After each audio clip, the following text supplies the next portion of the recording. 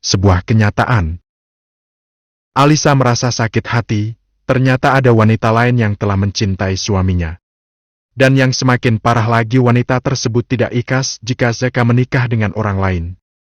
Menangkap dari pembicaraan dua wanita tersebut, Alisa bisa menyimpulkan kalau ternyata omongan nada benar. Sudah dipastikan antara suaminya dengan wanita tersebut pernah terjalin sebuah perjodohan. Walaupun Alisa sangat marah dan emosi dibilang pemalas, tapi ia mencoba sabar menerimanya. Toh sekarang Zaka adalah suaminya, yang menerima segala baik buruk, kelebihan beserta kekurangannya. Alisa masih mendengarkan obrolan dua wanita yang duduk di baris depannya. Walaupun suaranya tidak terlalu keras, namun Alisa bisa mendengarnya dengan jelas. Karena sang wanita yang dipanggil dengan sebutan Zul tersebut terus mengeluarkan air matanya saat menceritakan tentang Zaka. Kamu yang sabar ya Zul, insya Allah kamu akan mendapatkan laki-laki yang lebih baik dari Kang Zaka. Ucap wanita tersebut sambil mengelus punggung Zul. Aku mencoba bersabar untuk menerima semua takdir ini. Namun saat aku berusaha keras untuk menghapus nama Kang Zaka dalam hatiku, banyakannya selalu terukir jelas di pikiranku. Dulu aku sempat membayangkan Kang Zaka akan bersanding denganku, menenami hari-hariku, menghiburku saat aku sedang bersedih, menerima semua keluh kesahku, selalu mengenggam erat tanganku kemanapun kita akan pergi. Hingga aku membayangkan hidup bahagia bersamanya, mencintaiku dengan tulus hingga membawa cinta kami ke dalam surganya Allah. Tes. Air mata Alisa terjatuh. Begitu sakit hati rasanya. Laki-laki yang kini menjadi suaminya ternyata telah dicintai oleh wanita lain. Haruskah Alisa menerima ini? Ia tak sanggup jika harus kehilangan Zaka. Seseorang yang mampu mengubah hidupnya secara perlahan, seseorang yang selalu ada untuk Alisa, seseorang yang selalu memberikan kebahagiaan tanpa batas untuknya, seseorang yang telah menjadi sandaran tubuhnya saat ia tak mampu berdiri tegak. Seseorang yang selalu memberikan ruang untuk menerima segala keluh kesahnya. Alisa segera menghapus air matanya. Ia harus belajar menjadi wanita yang kuat dan sabar. Ia pernah berkata kepada suaminya ingin meneladani sifat Ibunda Sayyidah Khadijah. Apalah artinya jika hanya hal seperti ini saja membuatnya harus membuat dirinya marah dengan suaminya. Memang cobaan dalam rumah tangga selalu ada, namun harus dengan langkah bijak untuk menyikapinya. Nampaknya aula sudah mulai dipenuhi para santri yang hadir. Namun Alisa masih setia mendengarkan obrolan dua wanita yang ada di depannya. Lalu bagaimana? Apakah kamu akan seperti ini terus? Memikirkan suami orang lain, itu termasuk dosa besar Zulaikha. Oh, namanya Zulaikha. Nama yang sangat bagus. Batin Alisa. Entahlah. Yang pasti nama Kang Zaka masih ada di lubuk hatiku yang paling dalam. Kamu tidak sedang menunggu Kang Zaka dudakan Zul? Kalau memang akhirnya kami berjodoh nanti, tidak ada yang tahu Ji, karena Allah yang lebih tahu skenario hambanya. Deg. Ya Allah, nekat sekali wanita ini. Itu artinya dia masih mengharapkan suamiku. Aku tahu kamu tidak mengenaliku Mbak, tapi Tuhan memberiku petunjuk atas semua niatmu. Kenapa kamu tidak menghargai perasaanku sebagai seorang wanita? Bukankah kita memiliki kodrat yang sama? Sungguh aku tidak habis pikir. Aku tidak menilaimu dari segi pakaianmu saat ini, aku lebih menilai dari isi hatimu. Batin Alisa. Alisa terus berperang dalam pikirannya. Sungguh jika dia berkata kasar itu akan membuatnya terlihat seperti wanita yang bodoh. Alisa perlahan bisa menahan amarahnya. Tempat yang kini ia duduki adalah majelis ilmu, majelis yang sangat mulia. Itu artinya Alisa harus memiliki adab yang baik di dalamnya. Semoga yang terbaik selalu berpihak kepadamu. Kalaupun memang bukan Kang Zaka, semoga kamu bisa mendapatkan Kang Zaka dengan versi yang lain. Ucap wanita tersebut mengelus punggung Zulaikha dan membantu menghapus air matanya. Ya Allah, jangan pisahkan aku dengan suamiku. Sungguh aku sangat tidak sanggup jika hidup seorang diri. Jauhkan keluarga kecil kami dari sebuah prahara yang akan membuat keretakan dalam hubungan rumah tangga kami. Jadikan kami insan yang selalu berada dalam keridhoanmu, setiap langkah yang kami ambil menjadi jalan kebaikan untuk kami. Ya Allah, jagalah rumah tanggaku, satukanlah cinta kami hingga mau memisahkan. Pembacaan sholawat dan burdah telah dimulai.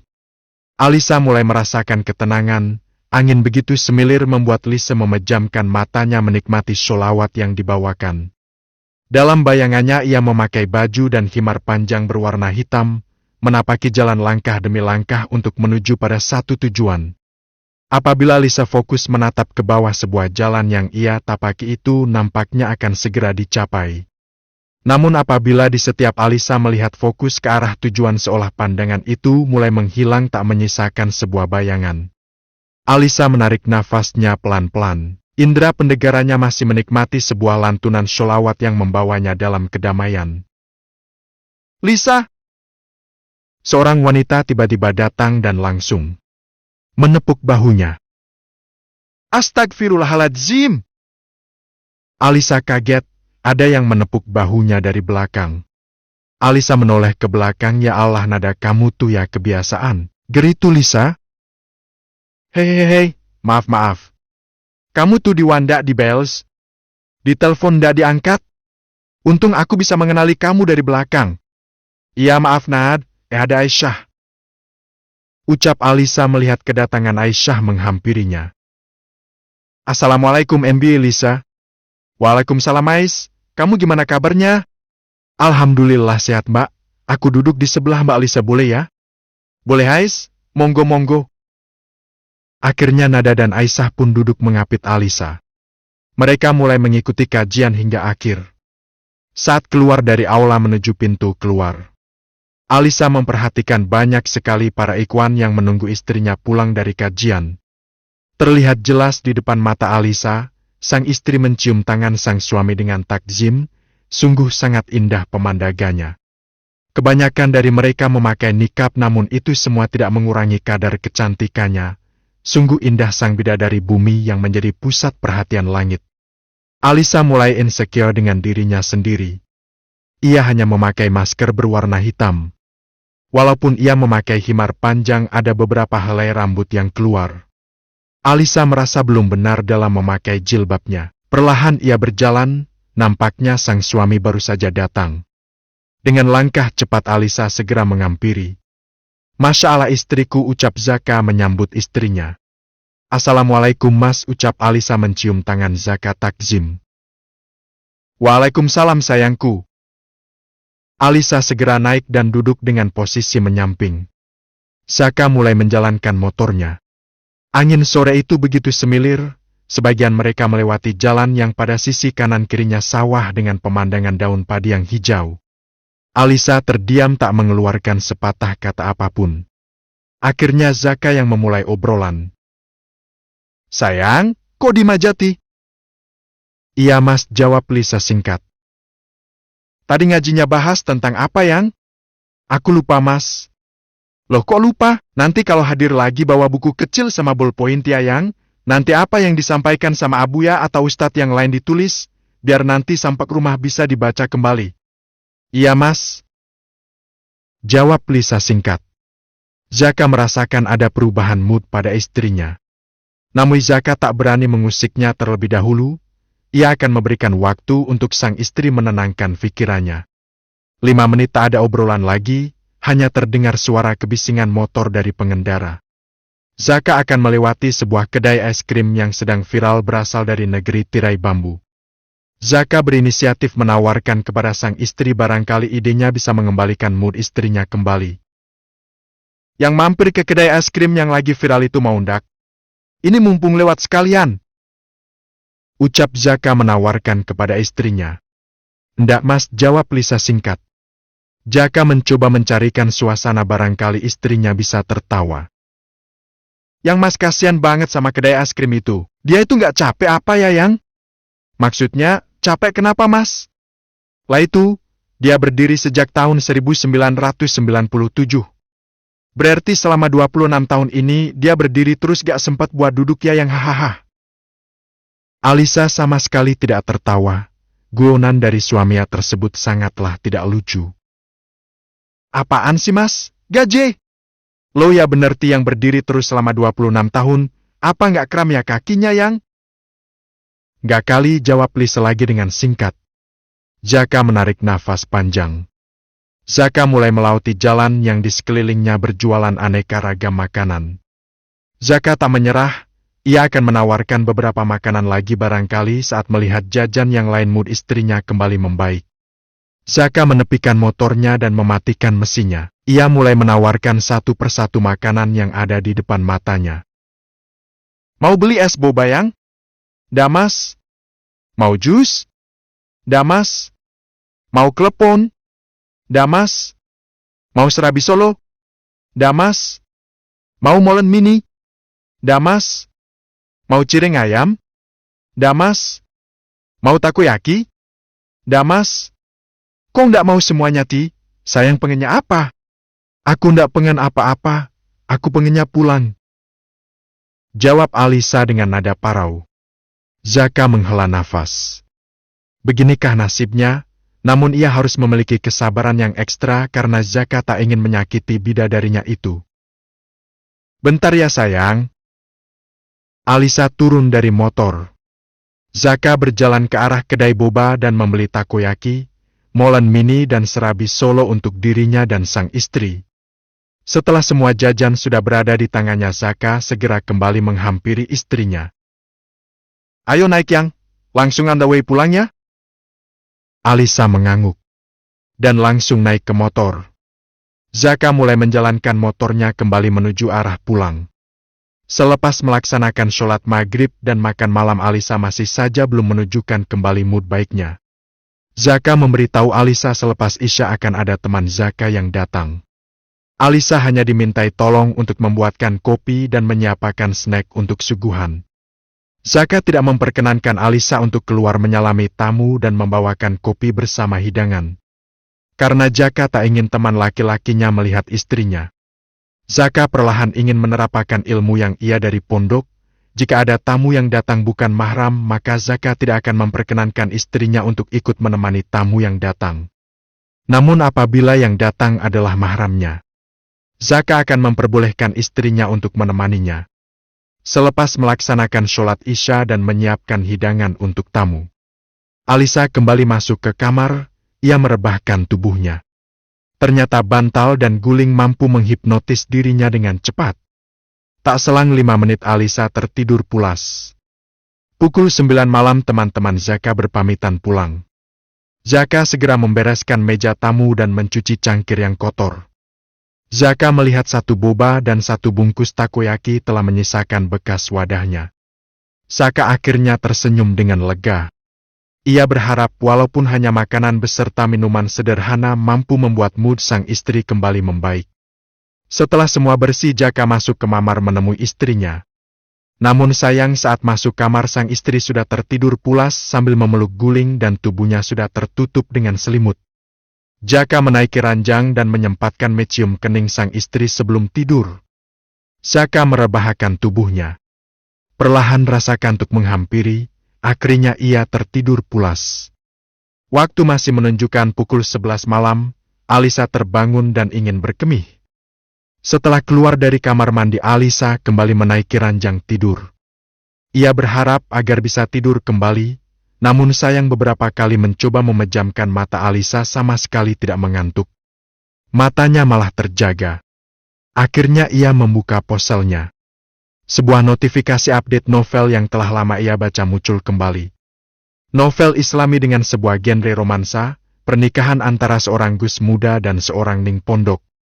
Mereka menikah karena dijodohkan. Awalnya kehidupan baru sang wanita telah menolak sang pria dengan meremehkan dan menilai dari segi umur sang pria lebih muda darinya. Namun sang pria dengan sabar menghadapi sang wanita dan akhirnya mampu meluluhkannya. Singkat cerita, sang wanita telah divonis oleh dokter tidak bisa memiliki keturunan. Namun seiring berjalannya waktu dengan sebuah doa, usaha dan ikhtiar Allah telah menunjukkan kebesarannya dengan memberi mukjizat, wanita tersebut akhirnya bisa mengandung. Saat mengandung banyak sekali ujian yang menghampiri keluarga mereka. Di akhir cerita saat sang wanita akan melahirkan di rumah sakit, dalam perjalanan mobil mereka mengalami kecelakaan parah, sang wanita bisa tertolong namun sang pria dinyatakan kritis. Setelah melahirkan, sang wanita ingin melihat kondisi suaminya. Ia berharap sang suami masih bisa tertolong. Namun Allah berkehendak lain, wanita tersebut mendengar kabar dari orang tuanya kalau nyawa sang suami tidak bisa tertolong dan sang suami telah pergi meninggalkan dirinya dan buah hati yang baru lahir untuk selama-lamanya. Alisa menangis sesegukan, ia memeluk tubuh Zaka dan mulai membenamkan wajahnya di dada bidang suaminya yang terbungkus oleh kaos putih warna kesukaannya. Alisa menangis menyesali semua perbuatannya. Sejak awal pertemuan Alisa memberikan kesan yang sangat tidak baik untuk Zaka. Dari menolak sebuah perjodohan, menolak untuk tidur seranjang dan menolak berhubungan, Alisa selalu berkata kasar dengan nada yang lebih tinggi dari Zaka. Saat pertengkaran hebat Alisa melakukan hal bodoh. Alisa mencoba untuk pergi dari kehidupan Zaka dan yang lebih parahnya lagi Alisa membentak dan memanggil suaminya hanya dengan sebutan nama. Senyuman baru saja terukir menghiasi mereka berdua. Dimulainya kehidupan dengan adanya sebuah keterbukaan dan sebuah penerimaan. Namun saat ini Alisa sudah kembali dihantam keras dengan kenyataan bahwa masih ada seorang wanita yang diam-diam telah mencintai suaminya dan akan setia menunggu suaminya kembali. Alisa menangis dengan kuat, mulutnya tak mampu terucap, dadanya bergetar dengan hebat. Baju yang telah dipakai Zaka sudah basah dengan air mata dan peluh yang bercucuran. Mas, aku tak sanggup jika harus kehilanganmu. Perlahan duniaku telah berubah seiring dengan usaha dan doamu yang telah engkau sematkan untuk kebahagiaanku. Mas, tangan dan tubuh kekarmu adalah sebuah ketenangan dalam kehidupanku, ragamu yang selalu melindungiku dari sesuatu yang telah melukaiku. Mas, aku tak sanggup jika dadamu ini menjadi sandaran bagi wanita lain di luar sana. Aku yang baru saja menyerahkan kehormatanku tidak terima jika suatu hari nanti telah ada madu dalam rumah tangga kita. Mas, aku mencintaimu karena Allah. Aku berharap engkau adalah imam pertama dan terakhirku. Aku ingin menjadi satu-satunya bidadari dunia dan akhiratmu. Mas, tetaplah di sisiku dan jangan pergi tinggalkan aku hingga mau memisahkan kita berdua.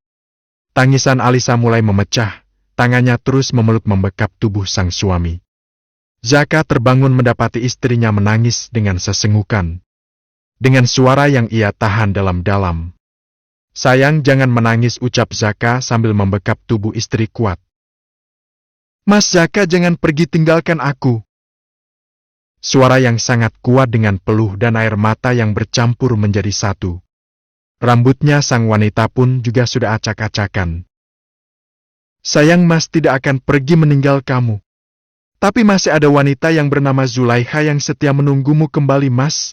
Bagaimana dengan diriku? Aku tidak sanggup jika harus dimadu. Ucap Alisa dengan nada berat. Zaka meminta sang istri untuk duduk, lalu Zaka memegang erat tangan Alisa. Sayang, dengarkan Mas, itu hanyalah masa lalu Mas. Semua itu hanya proses ta'aruf, namun Abuya tidak memberi restu kepada kami. Sama sekali Mas tidak memiliki hubungan lebih dengannya. Tolong sayang, kamu percaya sama Mas. Cinta ini hanya Mas persembahkan untukmu seutuhnya. Zaka melepaskan tangannya lalu memeluk erat tubuh wanitanya. Sayang, percayalah, Mas juga sangat takut kehilanganmu. Dunia ini akan terasa gelap jika Mas tidak bisa lagi memeluk erat tubuhmu. Mas tidak sanggup sayang. Mas mohon jangan pergi tinggalkan Mas. Ucap Zaka menangis dalam pelukan istrinya. Malam itu mereka menumpahkan rasa kesedihan dengan memeluk erat satu sama lain dan memberikan kenyamanan hingga mereka tidur terlelap dalam dekapan cinta. Gara-gara burung peliharaan. Alisa terbangun jam 2:30 dini hari. Ia merasakan kedinginan dan langsung memeluk erat tubuh suaminya. Alisa beberapa kali memejamkan mata namun sayang sang empu malah terjaga. Beberapa kali wajahnya dibenamkan dalam dada bidang milik suami. Tangannya beberapa kali memecet hidung suami dan turun ke bawah memainkan jengotnya yang tipis. Setelah bosan tangannya bergerilya masuk ke dalam kaos sang suami dan mulai mengelitik manja. Tak puas di situ saja Alisa menindih tubuh sang suami dan terus mengoyangkan sang empu agar terbangun. Zaka akhirnya terbangun karena merasakan benda kenyal yang terbungkus kain tipis menempel pada dada bidang miliknya. Bubuk sayang. Gak mau bubuk Mas. Besok kerja sayangku. Alisa tak menjawab, tubuhnya malah menindih kuat sang suami dan terus menciumi aroma parfum yang menempel pada kaos sang suami. Mas Zaka, Dalam sayang? Mas ayo bangun! Ucap Alisa yang terus mengoyangkan tubuh suaminya dengan tubuh yang masih menempel kuat dada milik suami. Karena Zaka merasa telah digoda oleh istrinya, akhirnya tubuh ringkih itu pun dibaringkan dengan lembut.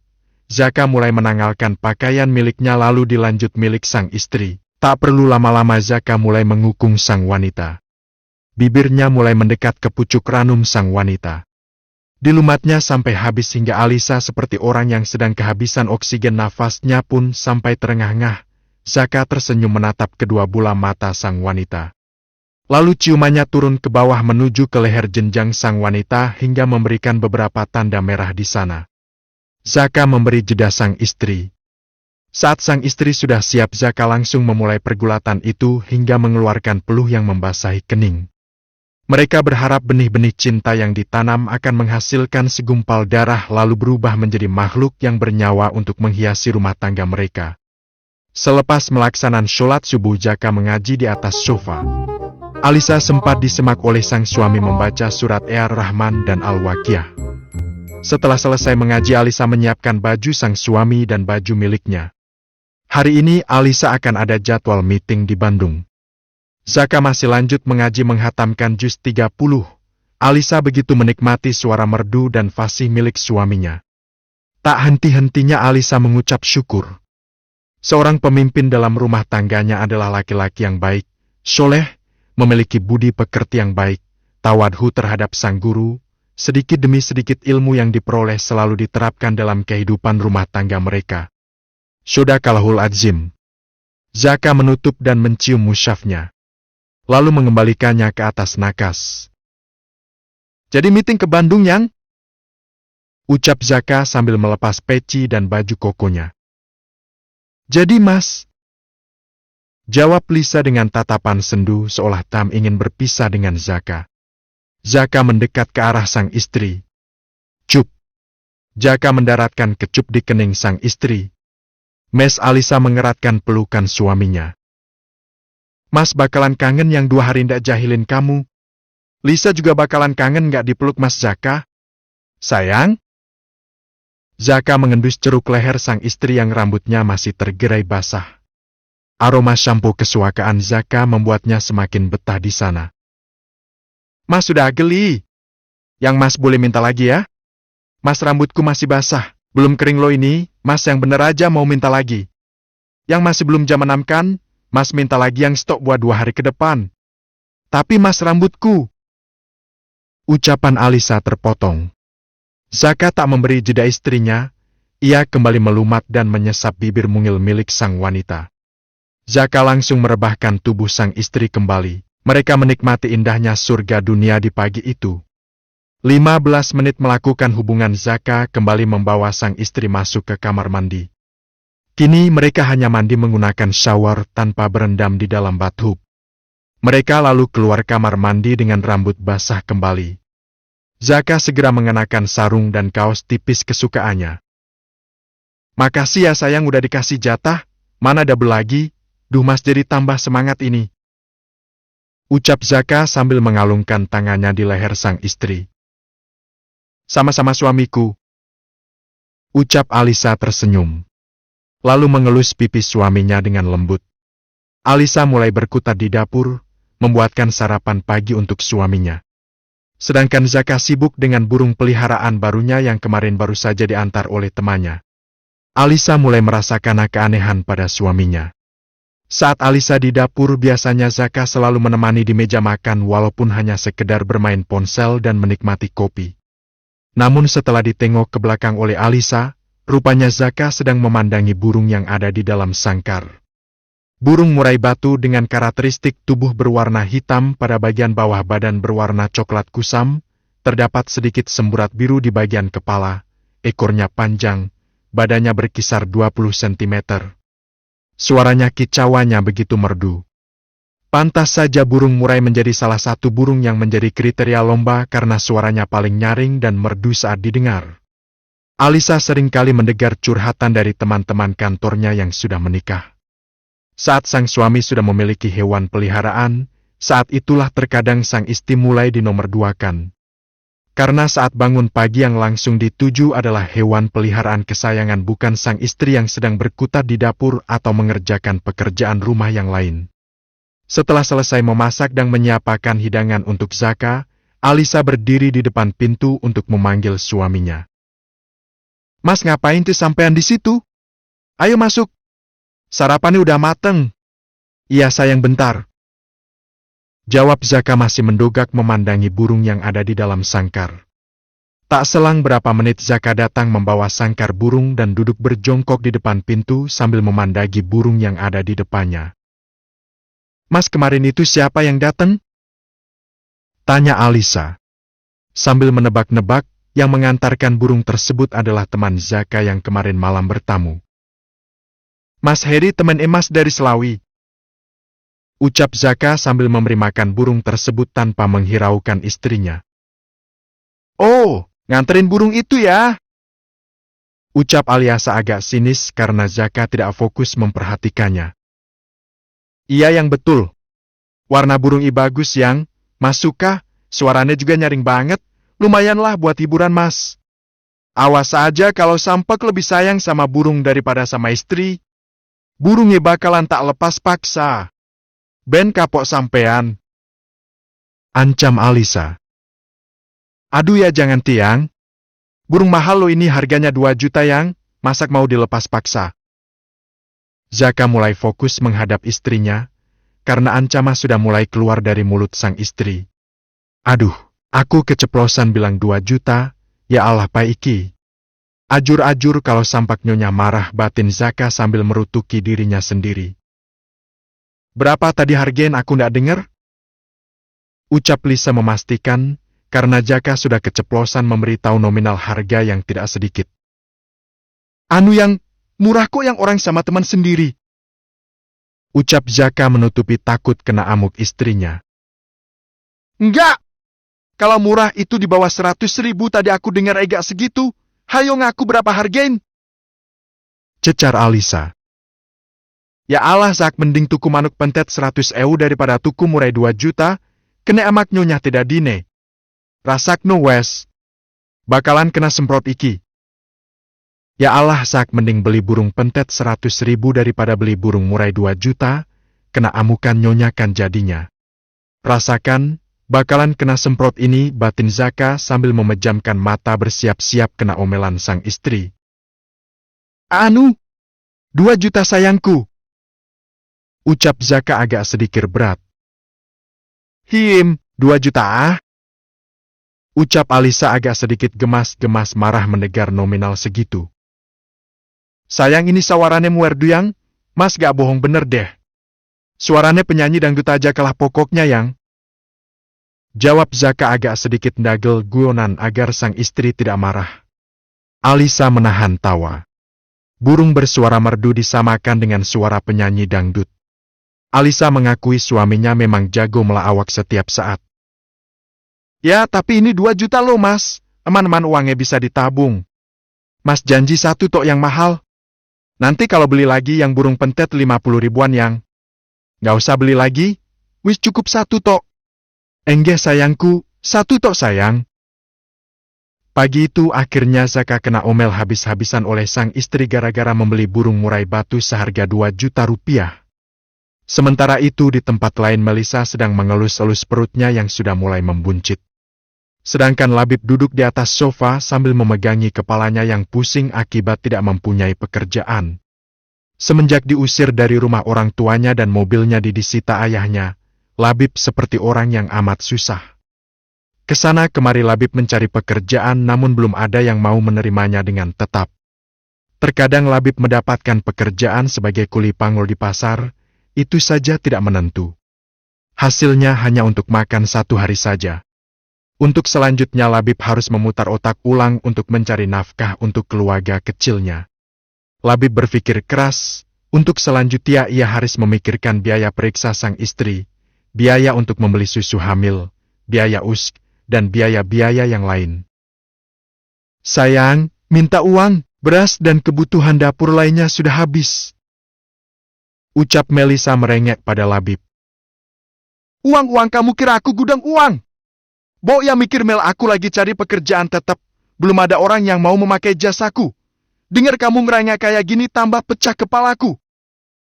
Ucap Labib emosi. Biasa aja dong ngomongnya, gak usah nyolot. Tahu gini aku nikah sama sugar daddy aja, nyesel aku nikah sama laki-laki miskin kayak Labib, batin Melisa.